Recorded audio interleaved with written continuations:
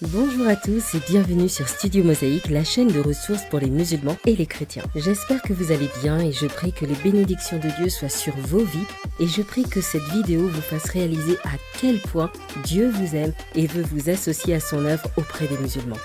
L'honorable Coran enseigne que l'Injil, l'évangile, a été envoyé par Asa al-Masiri, Jésus le Messie, pour servir de direction et d'exhortation à ceux qui craignent Allah.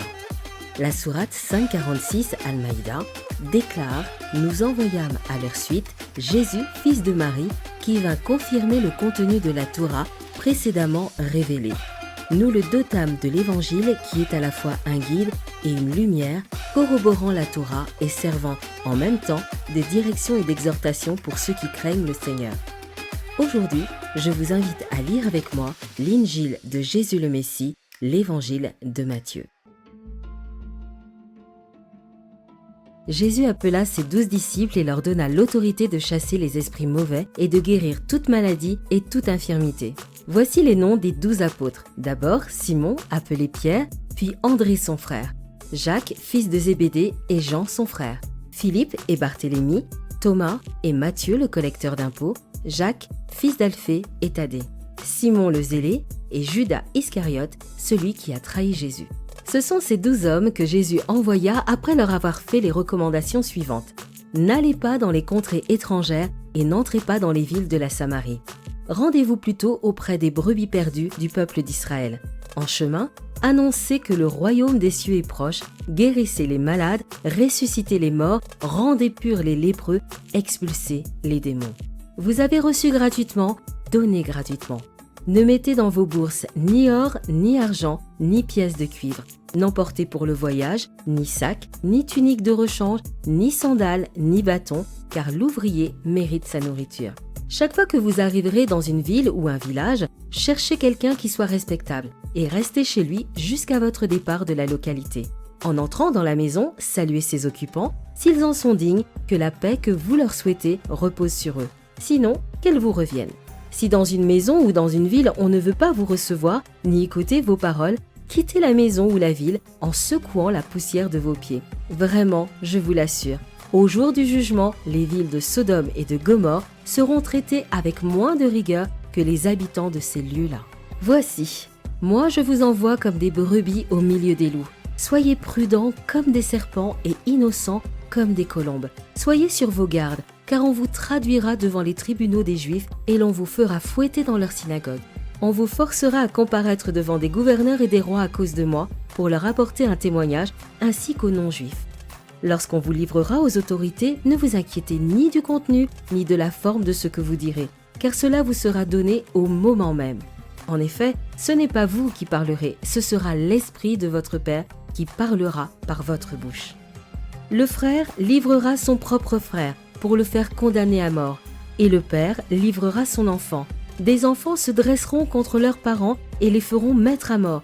Tout le monde vous haïra à cause de moi, mais celui qui tiendra bon jusqu'au bout sera sauvé. Si l'on vous persécute dans une ville, fuyez dans une autre. Vraiment, je vous l'assure, vous n'achèverez pas le tour des villes d'Israël avant que le Fils de l'homme vienne. Le disciple n'est pas plus grand que celui qui l'enseigne, ni le serviteur supérieur à son maître. Il suffit aux disciples d'être comme celui qui l'enseigne et aux serviteurs d'être comme son maître. S'ils ont traité le maître de la maison de Belzébul, que diront-ils de ceux qui font partie de cette maison? N'ayez donc pas peur de ces gens-là, car tout ce qui est tenu secret sera dévoilé, et tout ce qui est caché finira par être connu. Ce que je vous dis en secret, répétez-le en plein jour. Ce qu'on vous chuchote dans le creux de l'oreille, criez-le du haut des toits. Ne craignez donc pas ceux qui peuvent tuer le corps, mais qui n'ont pas le pouvoir de faire mourir l'âme. Craignez plutôt celui qui peut vous faire périr corps et âme dans l'enfer. Ne vend-on pas une paire de moineaux pour un sou? Et pourtant, pas un seul d'entre eux ne tombe à terre sans le consentement de votre Père. Quant à vous, même les cheveux de votre tête sont tous comptés. N'ayez donc aucune crainte, car vous avez plus de valeur que toute une volée de moineaux. C'est pourquoi, celui qui se déclarera pour moi devant les hommes, je me déclarerai moi aussi pour lui devant mon Père céleste. Mais celui qui aura prétendu ne pas me connaître devant les hommes, je ne le connaîtrai pas non plus devant mon Père céleste. Ne croyez pas que je sois venu apporter la paix sur terre. Je ne suis pas venu apporter la paix, mais l'épée. Oui, je suis venu opposer le fils à son père, la fille à sa mère, la belle-fille à sa belle-mère. On aura pour ennemis les gens de sa propre famille. Celui qui aime son père ou sa mère plus que moi n'est pas digne de moi. Celui qui aime son fils ou sa fille plus que moi n'est pas digne de moi. Et celui qui ne se charge pas de sa croix et ne me suit pas n'est pas digne de moi. Celui qui cherche à sauver sa vie la perdra, et celui qui aura perdu sa vie à cause de moi la retrouvera. Si quelqu'un vous accueille, c'est moi qui l'accueille. Or celui qui m'accueille accueille celui qui m'a envoyé. Celui qui accueille un prophète parce qu'il est un prophète recevra la même récompense que le prophète. Et celui qui accueille un juste parce que c'est un juste aura la même récompense que le juste. Si quelqu'un donne à boire ne serait-ce qu'un verre d'eau fraîche au plus petit de mes disciples parce qu'il est mon disciple, vraiment je vous l'assure, il ne perdra pas sa récompense. Jésus, merci de nous avoir laissé l'Injil qui nous permet de mieux te connaître. Nous t'avons vu guérir des aveugles, des lépreux, ressusciter une jeune fille.